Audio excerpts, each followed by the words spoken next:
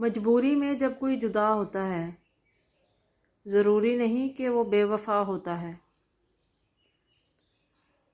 دیکھ کر آپ کی آنکھوں میں آنسو وہ آپ سے بھی زیادہ روتا ہے۔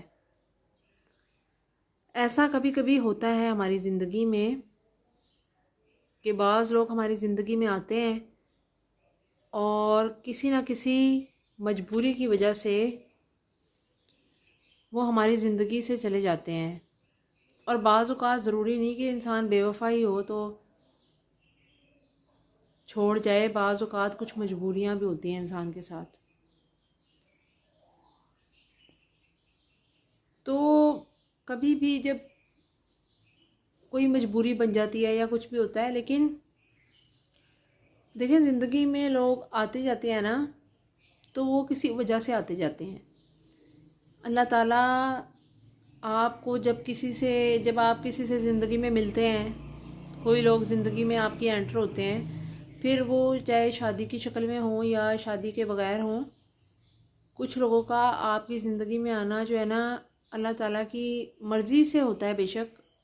اکثر، اور کچھ لوگوں کو جو ہے نا جب ہم اپنی زندگی میں شامل کر لیتے ہیں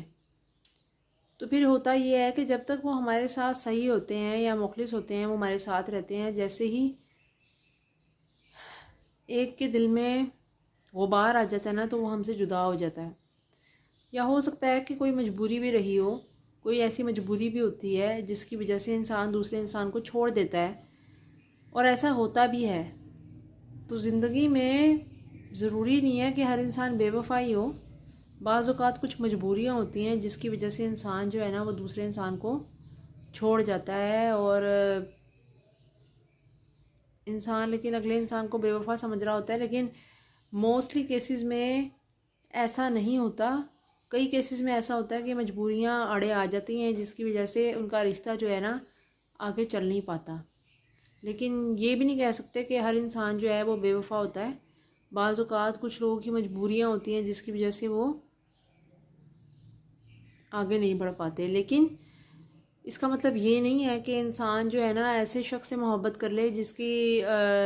مطلب کہ اس سے پھر لوگ کوئی وہ بھی کرتے ہیں نا، فائدہ اٹھاتے ہیں کہ نہیں اگر اس کی شادی ہوئی ہے یہ میرے سے محبت کرتا ہے۔ محبت نہیں، محبت ہے ہی نکاح کا نام۔ نکاح اگر ہو جائے اور نکاح ٹوٹ جائے کسی بھی مجبوری کی وجہ سے، تو اس میں اللہ کی رضا کو میں جو ہے نا انسان کو یہ سوچنا چاہیے کہ اللہ کی رضا میں راضی ہو کے انسان جو ہے کسی ایسے شخص سے جوڑے جو کہ آپ کو حلال رشتے کی طرف لے کے جائے۔